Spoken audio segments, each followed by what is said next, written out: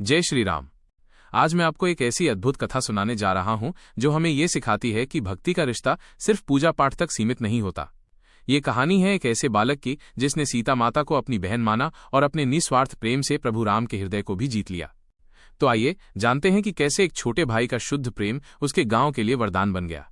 एक समय की बात है, एक छोटे से हरे भरे गांव में जिसका नाम श्यामापुर था, एक बालक रहता था जिसका नाम मुनि था। मुनि एक साधारण बालक नहीं था। उसके माता पिता का साया बचपन में ही उठ गया था और वो गांव के एक वृद्ध पुजारी के पास रहकर बड़ा हुआ था। मुनि ने पुजारी से धर्म, कर्म, वेद, पुराण और भगवान राम की कथाएं सुनी थीं, लेकिन उसके मन में एक विशेष स्थान था, देवी सीता का। मुनि उन्हें केवल एक देवी नहीं बल्कि अपनी बड़ी बहन मानता था। वो उन्हें जीजी कहकर पुकारता था। गांव के लोग जब भी राम सीता की पूजा करते तो मुनि की आंखें चमक उठती। वो उनकी मूर्ति को देखता, उन्हें सुंदर फूलों की माला पहनाता और घंटों उनसे बातें करता। वो अपनी सारी सुख दुख की बातें उनसे कहता, जैसे कोई छोटा भाई अपनी बड़ी बहन से कहता है। उसके लिए सीता सिर्फ देवी नहीं बल्कि उसका परिवार थी, उसकी सबसे अच्छी सहेली थी और उसकी हर समस्या का समाधान थी।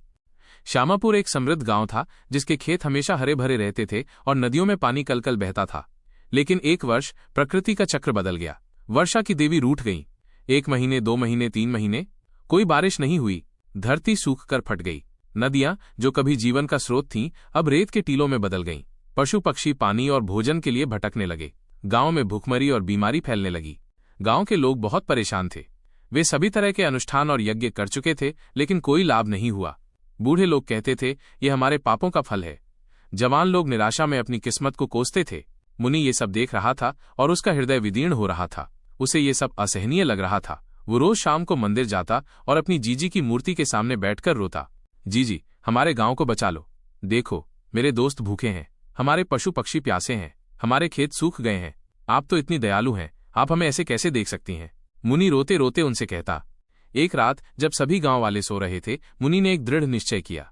उसने सोचा, देवता और देवी दूर हैं, इसलिए शायद मेरी पुकार उन तक नहीं पहुंच पा रही है, लेकिन मेरी जीजी तो मुझे बहुत प्यार करती हैं। अगर मैं खुद उनके पास जाऊं और उनसे मदद मांगूं तो वो मुझे निराश नहीं करेंगी। सुबह होते ही मुनि ने एक छोटी सी पोटली में कुछ सूखे मेवे और पानी की एक छोटी बोतल रखी। वो मंदिर गया और सीता माता की मूर्ति के सामने खड़ा हो गया। उसने कहा, जीजी, मैं आपसे मिलने आ रहा हूं। मैं जानता हूं कि ये रास्ता बहुत कठिन होगा, लेकिन मुझे विश्वास है कि आप मेरे साथ होंगी। मैं तब तक वापस नहीं आऊंगा जब तक कि आप मेरे गांव को बचा नहीं लेती।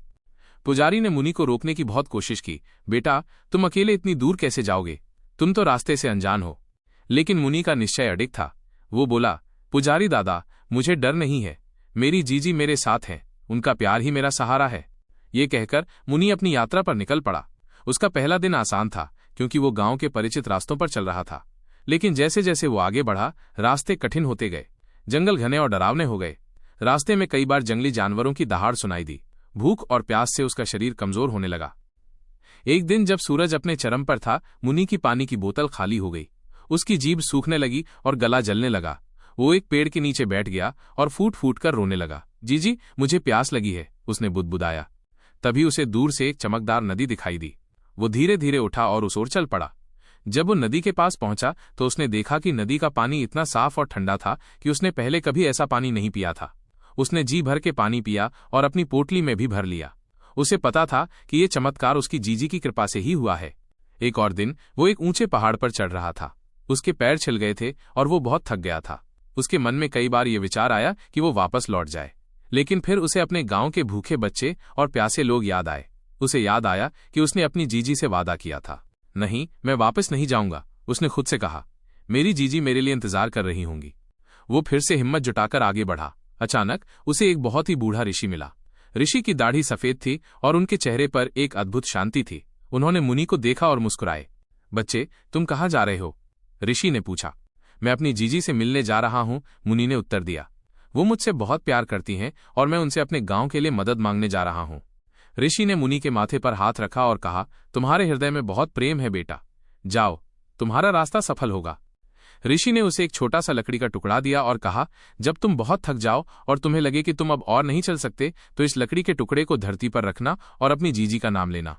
मुनि ने ऋषि का धन्यवाद किया और अपनी यात्रा जारी रखी। कई दिनों और रातों के बाद मुनि एक घने वन में पहुंचा। वो इतना थक चुका था कि उसे लगा कि अब वो एक कदम भी नहीं चल सकता। उसे ऋषि की बात याद आई। उसने लकड़ी के टुकड़े को धरती पर रखा और बोला, जीजी, अब मुझसे और चला नहीं जा रहा है। मैं थक गया हूं। अचानक एक अद्भुत रोशनी चारों ओर फैल गई। उसके सामने भगवान राम, लक्ष्मण और हनुमान प्रकट हुए। मुनि ने उन्हें प्रणाम किया, लेकिन उसके मन में एक ही सवाल था, प्रभु आप यहाँ हैं, लेकिन मेरी जीजी कहाँ है? मुनि ने रोते हुए पूछा, मैं इतनी दूर सिर्फ उनसे मिलने आया था। भगवान राम ने मुनि के पास जाकर उसे गले लगाया। उनकी आंखों में भी आंसू थे। उन्होंने कहा, हे बालक, तुम धन्य हो। मैंने कई भक्तों को देखा है, लेकिन ऐसा प्रेम मैंने कभी नहीं देखा। तुम मेरी पत्नी को अपनी बहन मानते हो, यह जानकर मेरा हृदय बहुत प्रसन्न हुआ है। परंतु प्रभु, मेरी जीजी कहाँ है? मुनि ने फिर पूछा। भगवान राम ने मुस्कुराकर कहा, सीता इस वन के एक आश्रम में है, लेकिन तुम्हें वहां जाने की आवश्यकता नहीं है। तुम्हारा प्रेम और तुम्हारी पुकार उन तक पहले ही पहुंच चुकी है। वो तुम्हारे साहस और प्रेम को देखकर इतनी प्रसन्न हुई है कि उन्होंने तुम्हारे गांव को पहले ही आशीर्वाद दे दिया है।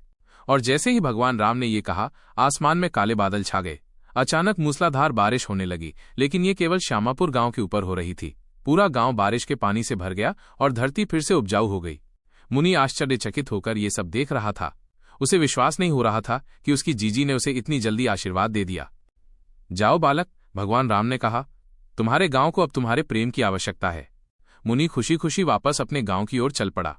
उसका शरीर अब हल्का महसूस हो रहा था और उसके हृदय में एक नई ऊर्जा थी। जब वो गांव पहुंचा तो उसने देखा कि सारे खेत फिर से हरे भरे हो गए थे। नदियां फिर से बहने लगी थीं और गांव के लोगों के चेहरे पर खुशी थी। गांव वालों ने मुनि को देखा और आश्चर्यचकित रह गए। उन्होंने पूछा, तुम कहाँ गए थे और ये बारिश कैसे हुई? मुनि ने उन्हें पूरी कहानी सुनाई। गांव वालों को अपनी गलती का एहसास हुआ। उन्होंने मुनि का उपहास किया था, लेकिन मुनि ने उनकी ही मदद की थी। उन्होंने मुनि को सिर आंखों पर बिठाया और उसे गांव का रक्षक कहा। लेकिन मुनि को अपनी प्रशंसा की कोई परवाह नहीं थी। वो बस इतना जानता था कि उसकी जीजी ने उसका साथ कभी नहीं छोड़ा था। हर दिन वो मंदिर जाता और अपनी जीजी की मूर्ति के सामने बैठता। वो उनसे बात करता, उनका धन्यवाद करता और उन्हें अपनी बहन मानकर उनकी पूजा करता। इस कहानी से हमें ये सीख मिलती है कि प्रेम और विश्वास से बड़ी कोई शक्ति नहीं है। मुनि का अपनी बहन के प्रति निस्वार्थ प्रेम इतना गहरा था कि उसने खुद भगवान को भी हिला दिया। ये कहानी हमें ये भी बताती है कि सच्चे रिश्ते खून के नहीं बल्कि हृदय के होते हैं। मुनि ने सीता को अपनी बहन माना और सीता ने भी अपने भाई को कभी निराश नहीं किया। ये कहानी आज भी श्यामापुर गांव में सुनाई जाती है और मुनि का नाम आज भी वहां प्रेम और विश्वास के प्रतीक के रूप में लिया जाता है। और हर साल गांव में एक उत्सव मनाया जाता है जो भाई बहन के इस पवित्र रिश्ते को समर्पित है। अगर आपको ये कहानी अच्छी लगी हो तो लाइक करें। ऐसे ही और कथाएं सुनने के लिए हमारे चैनल को सब्सक्राइब करें और अपनी राय हमें कमेंट करके जरूर बताएं। इस कहानी को अपने दोस्तों और परिवार के साथ शेयर करना न भूलें ताकि ये प्रेरणादायक संदेश उन तक भी पहुंच सके।